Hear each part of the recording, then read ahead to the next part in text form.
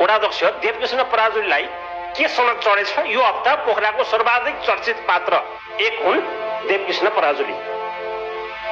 महानगरपालिकाको कार्यालयमा गएर वडाध्यक्षले प्रशासन शाखामा कार्यरत एकजना कर्मचारीलाई, अधिकृत स्तरको कर्मचारीलाई कठालो समातेर अपशब्द बोलेर हाकिमको अगाडि अपशब्द बोलेर कठालो समातेर जङ्गिएर निस्केपछि फेरि वडाध्यक्षको सनक सकिएको हुँदैन। त्यसपछि उनी अनुगमनको लागि भन्दै नगर प्रहरी सहित बजारमा पुग्छन्।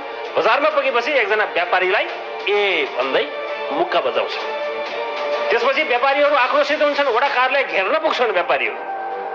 वडाध्यक्षलाई पक्राउ गर्नुपर्ने माग गर्छन्। अर्कोतर्फ कर्मचारीहरूले कार्यकक्षमा एकजना अधिकृत स्तरको कर्मचारीलाई हाकिमकै अगाडि आक्रमण गरिएको भन्दै महानगरपालिकाका कर्मचारीहरूले पेन डाउन गर्छन्, काम ठप्प पार्छन् महानगरपालिकामा। अब प्रहरीलाई पक्राउ गर्नै पर्ने बाध्यता थियो। व्यापारीले जाहेरी नै दिएका थिए, सम्बन्धित व्यापारीले प्रहरीकोमा जाहेरी नै दिएका